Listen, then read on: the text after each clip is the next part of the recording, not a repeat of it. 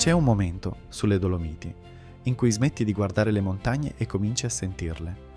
Non è quando arrivi, non è quando imbocchi la strada che sale verso i passi e le guglie di Dolomia cominciano a comparire sopra la linea degli alberi. È un momento diverso, più silenzioso, quello in cui ti fermi e ti accorgi che il paesaggio intorno a te non è uno sfondo, è qualcosa che ti entra dentro, che cambia la qualità dell'aria che respiri e il ritmo con cui il tuo corpo si muove. Le Dolomiti non si guardano, si abitano. In questa serie raccontiamo 3 valli che si trovano nel cuore di questo mondo, la Val di Fiemme, la Val di Fassa e la Val Gardena. Sono vicine, in alcuni punti si toccano, condividono le stesse rocce e in parte la stessa storia. Ma sono 3 posti profondamente diversi, con caratteri distinti, anime che non si assomigliano e risposte molto diverse alla stessa domanda. Cosa cerchi quando vai in montagna?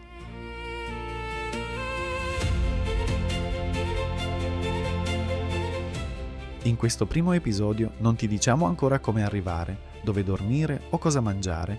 Ti raccontiamo chi sono queste valli, cosa le ha formate, cosa le attraversa ancora oggi e a chi ciascuna si adatta meglio. Perché la montagna giusta non è quella più famosa o quella più fotografata, è quella che parla la tua lingua.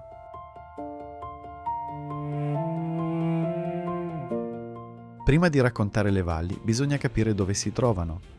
Non perché la geografia sia scontata, ma perché queste 3 valli hanno un rapporto con il paesaggio dolomitico che non è solo estetico, è strutturale, determina ogni cosa. Dalla posizione dei borghi alla forma delle strade, dal carattere delle popolazioni alle attività che si possono fare. Le Dolomiti non sono semplicemente alte, sono verticali in un modo che le Alpi occidentali, pur imponenti, non sono. Le pareti rocciose qui salgono quasi in linea retta, con quella qualità scultorea che non somiglia a niente altro in Europa. Torri, aghi, creste che la luce del tramonto trasforma in qualcosa di impossibile, qualcosa di rosa e arancio che sembra dipinto da qualcuno che aveva troppa fantasia. Non è un caso che l'UNESCO le abbia riconosciute patrimonio dell'umanità nel 2009. Sono la forma più estrema e spettacolare che la montagna riesce a prendere. Al centro di questo mondo, come un castello di roccia che governa tutto intorno, c'è il gruppo del Sella, un massiccio circolare, un altopiano di Dolomia a 3000 metri che separa le valli e le unisce nello stesso gesto. Le 3 valli di questa serie guardano tutte il Sella da angolazioni diverse. La Val di Fassa lo guarda da est, la Val Gardena da nord, e tutte condividono un sistema di passi, il Sella, il Pordoi, il Gardena, che le collega tra loro al resto delle Dolomiti come raggi di una ruota intorno al suo mozzo. Conoscere questa struttura cambia il modo in cui si vive il territorio. Non sono 3 valli isolate, sono 3 porte sullo stesso palazzo.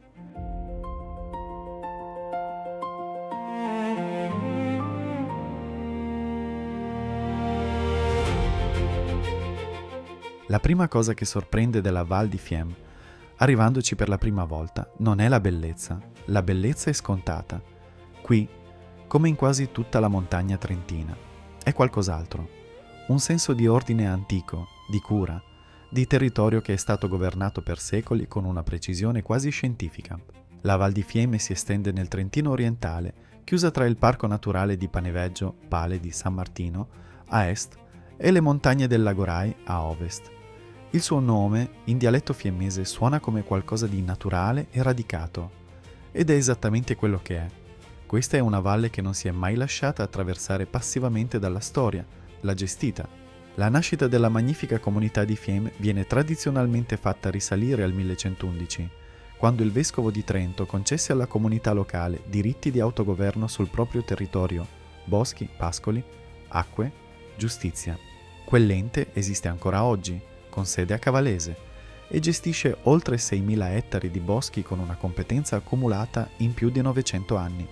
È uno degli enti comunitari più antichi d'Europa, in attività continuativa, una forma di democrazia diretta e locale che ha resistito a Napoleoni, Asburgi e regimi vari senza mai essere del tutto cancellata.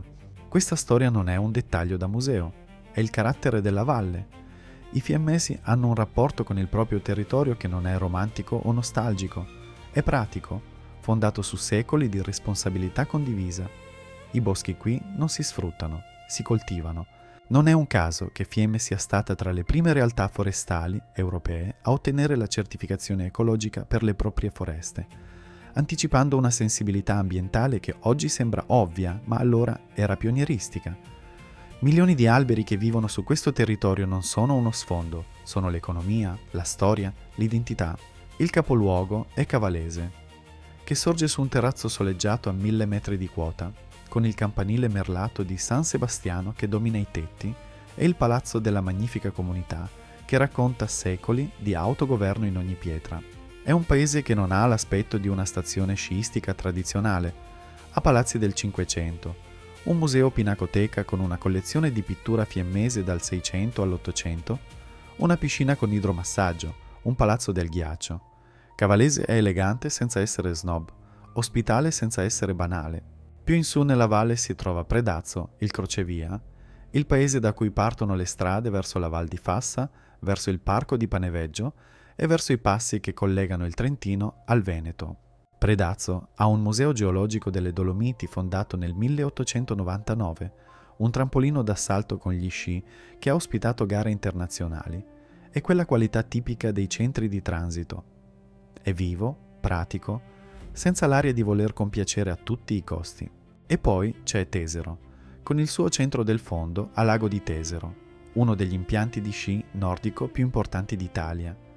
Sede di mondiali, tappa del Tour de Ski e in estate uno spazio verde e silenzioso che profuma di abete e resina. La Val di Fiemme d'estate è una valle per chi vuole camminare, respirare, rallentare, a centinaia di chilometri di sentieri, una pista ciclabile che percorre tutto il fondovalle, malghe raggiungibili a piedi dove si mangia formaggio prodotto quel giorno, boschi di abeti rossi, i famosi abeti di risonanza, utilizzati dai grandi liutai cremonesi, tra cui Stradivari, e una qualità dell'aria che fa capire, fisicamente, cosa significa stare bene. Non è una valle per chi vuole adrenalina a tutti i costi, è una valle per chi sa che la montagna vera non ha bisogno di mettersi in mostra. A chi si adatta, famiglie con bambini, chi ama la natura e la bici, escursionisti non tecnici, chi vuole quiete senza rinunciare ai servizi, chi è interessato alla cultura e alla storia locale. È la più trentina delle tre valli, nel senso migliore del termine, accogliente, sobria, affidabile.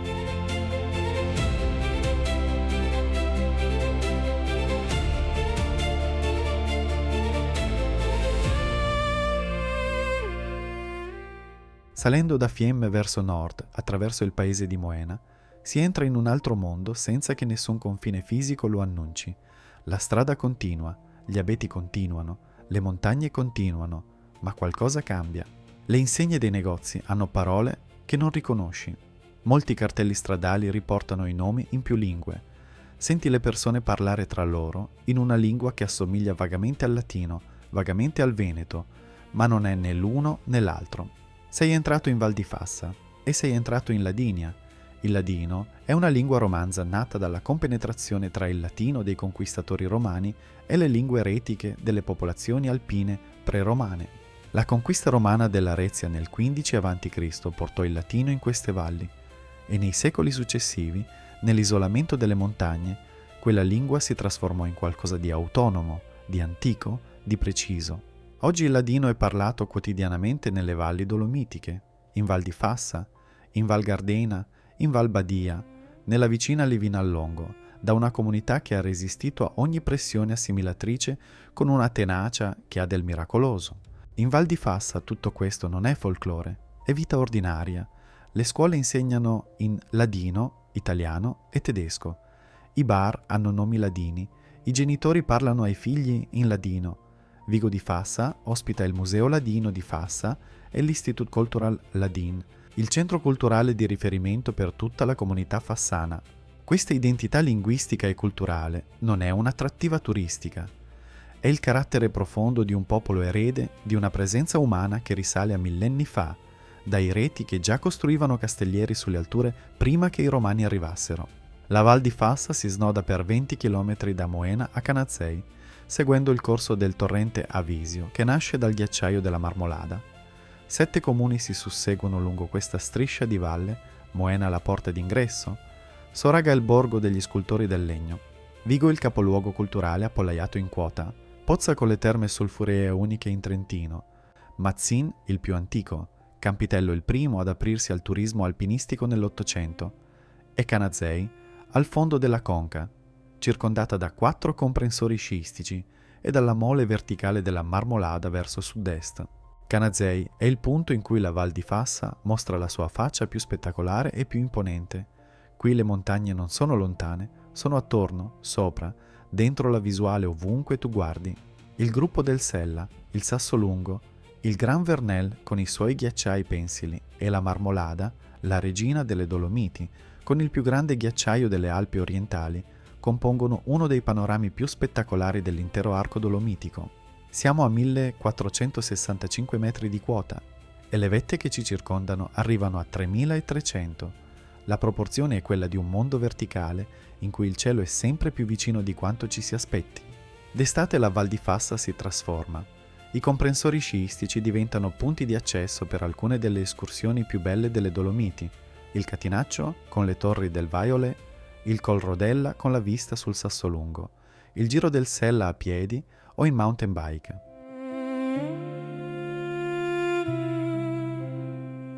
Moena, con i suoi prati fioriti lungo l'Avisio, e la soprannominata Fata delle Dolomiti, è il punto di partenza per chi vuole una montagna a misura d'uomo. Pozza è l'oasi termale della valle, le terme Dolomia e le QC terme sono una delle combinazioni più riuscite di benessere e paesaggio che si possano trovare nelle Alpi. A Soraga i maestri scultori del legno lavorano ancora nelle botteghe del paese e la pista ciclabile che scende lungo l'Avisio da Canazei a Moena è uno dei percorsi più belli e accessibili di tutto il Trentino, con le Dolomiti sempre in vista sopra la linea degli alberi. A chi si adatta? Escursionisti di ogni livello, appassionati di cultura, ladina in particolare, chi cerca il paesaggio dolomitico più iconico, coppie e gruppi che vogliono coniugare natura e benessere, sportivi che cercano itinerari tecnici sui gruppi del Catinaccio e del Sella. È la più dolomitica delle 3 valli nel senso visivo del termine, quella in cui il paesaggio è più drammatico e riconoscibile.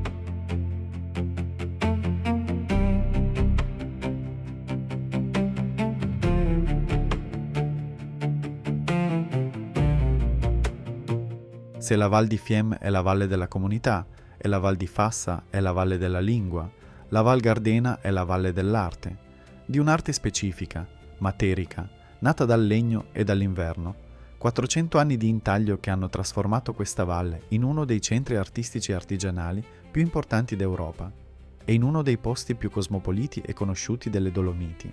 La Val Gardena si trova in Alto Adige, non in Trentino, un confine amministrativo che cambia alcune cose pratiche, ma non cambia l'anima del luogo.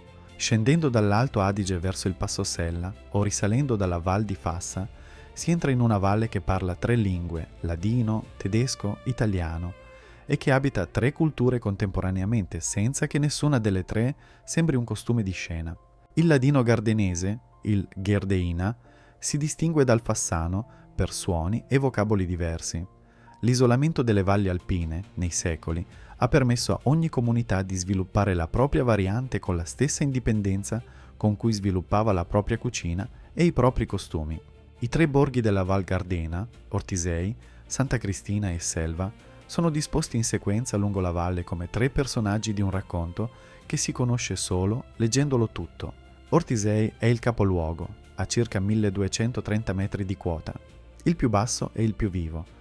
Vetrine di scultura in legno, il Museum de Gerdena con la collezione di arte ladina e di fossili dolomitici, la chiesa di Sant'Antonio del 1673, le cabine della Cabinovia che sale all'Alpe di Siusi.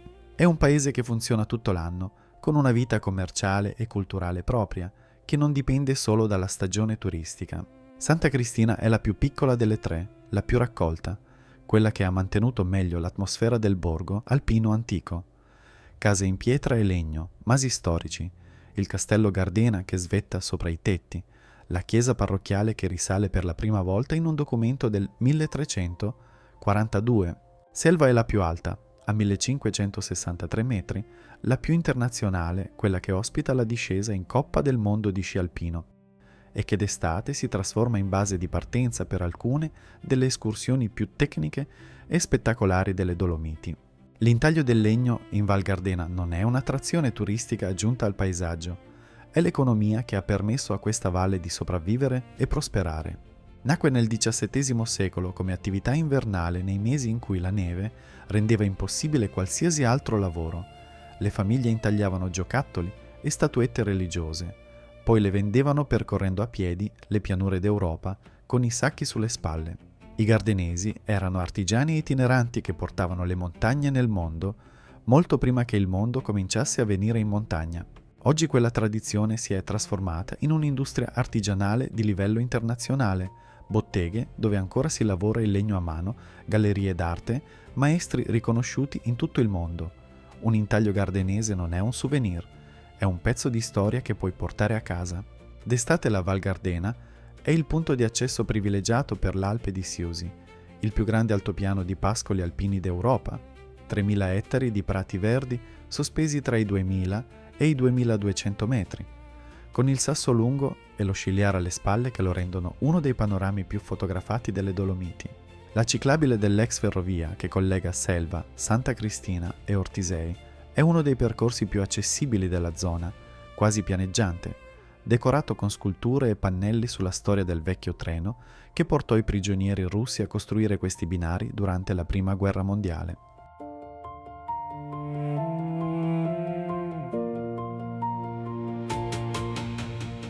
A chi si adatta? Chi cerca una montagna più internazionale con servizi di livello alto, appassionati di artigianato e cultura alpina, famiglie che vogliono sentieri accessibili con panorami spettacolari, escursionisti avanzati che vogliono accedere all'Alpe di Siusi e al gruppo Puez Odle, chi ama la fotografia e il paesaggio dolomitico più classico. È la più cosmopolita e la più conosciuta delle tre valli, quella che ha il prezzo medio più alto, ma anche l'offerta più strutturata e internazionale.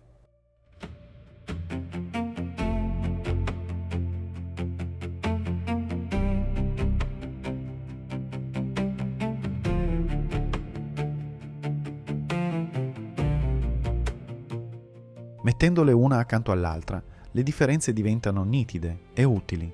La Val di Fiemme è la più italiana e la più trentina delle tre.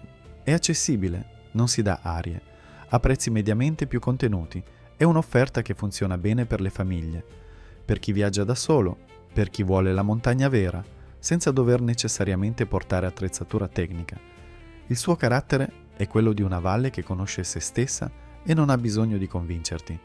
O la senti tua o la lasci agli altri. La Val di Fassa è la più visivamente spettacolare. Il paesaggio dolomitico qui è quello che ti aspetti dalle fotografie: guglie, pareti verticali, colori impossibili al tramonto. È la valle in cui il senso di essere dentro un altro mondo si fa più forte. Ha un'identità culturale, quella ladina, che è uno strato di significato in più rispetto a qualsiasi paesaggio. È la scelta giusta per chi vuole camminare su terreni iconici, per chi cerca qualcosa da raccontare oltre al bello che ha visto. La Val Gardena è la più internazionale, la più strutturata, la più cara. È una valle che sa come ricevere i visitatori, lo fa da oltre un secolo, sa farlo bene e l'offerta si vede a ogni livello, dai sentieri segnalati ai rifugi attrezzati, dai ristoranti con cucina ladino tirolese ai resort con spa che guardano le Dolomiti. Non è una valle per chi cerca la montagna nascosta, è una valle per chi vuole il meglio delle Dolomiti, vissuto nel modo più comodo possibile. Non c'è una giusta e una sbagliata, c'è quella che fa per te. Nei prossimi episodi entriamo in ciascuna delle tre valli, raccontiamo i borghi, le storie che li attraversano, i prodotti che nascono da questa terra, le persone che ci vivono, e poi arriviamo alle informazioni pratiche, dove dormire, dove mangiare, quanto spendere, cosa evitare. Ma tutto quello che segue parte da qui, da questa domanda che non ha una risposta uguale per tutti. Cosa cerchi quando arrivi in montagna? Perché la montagna ti dà quello che cerchi, ma lo fa alle sue condizioni, non alle nostre, e questo è il primo accordo da fare, prima ancora di prenotare il primo albergo.